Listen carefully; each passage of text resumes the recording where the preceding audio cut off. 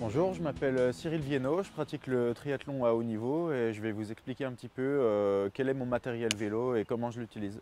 Donc le bon équipement pour pratiquer le triathlon, donc tout d'abord un bon vélo, ensuite des bonnes chaussures et le casque indispensable avec les lunettes quand il fait beau. Donc un bon vélo pour moi c'est un vélo de triathlon, donc un vélo de chrono.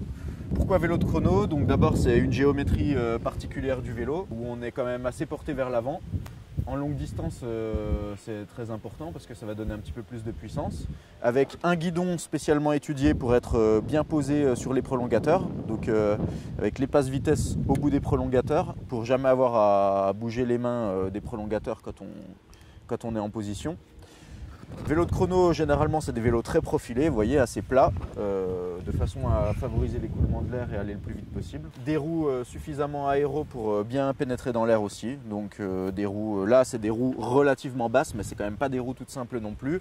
Et après, plus le parcours est plat, plus on met des roues hautes jusqu'à la roue pleine à l'arrière quand le parcours est très roulant.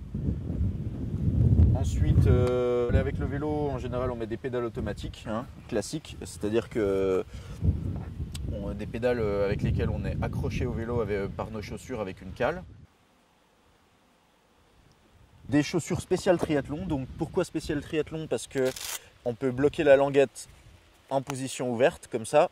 Et vous voyez, ensuite, il n'y a plus rien qui empêche de rentrer et sortir le pied de la chaussure. Et du coup, pour les transitions, on laisse les chaussures sur le vélo et on rentre le pied directement dedans. La languette est accessible facilement et hop, c'est refermé.